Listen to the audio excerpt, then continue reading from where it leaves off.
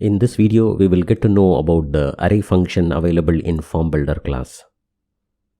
Hope you remember the form we implemented to capture the top 3 hobbies of an user.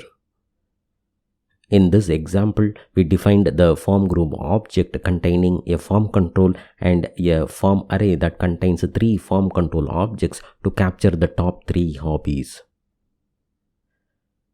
Now we will see how this code gets modified when using FormBuilder. We already know that this is how the FormBuilder class can be accessed. This group function call in FormBuilder creates the main form group object.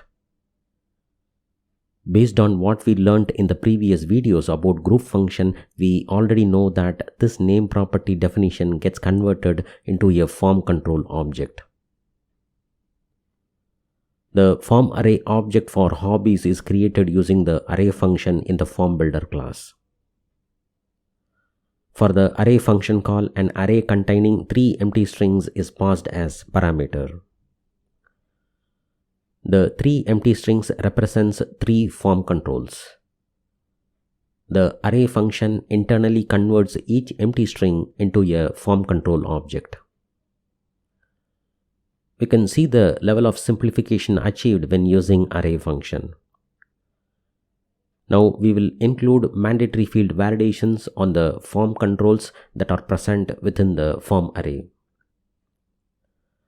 This is the code with mandatory field validation defined for the form controls within the form array.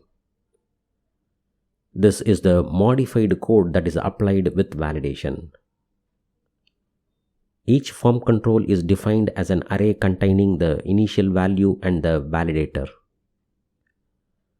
Notice that the validation definition syntax is similar to how we defined validation on form groups, which was explained in the previous video. Hope this explanation helps to understand how array function in FormBuilder class helps to create FormArray objects that contains form controls.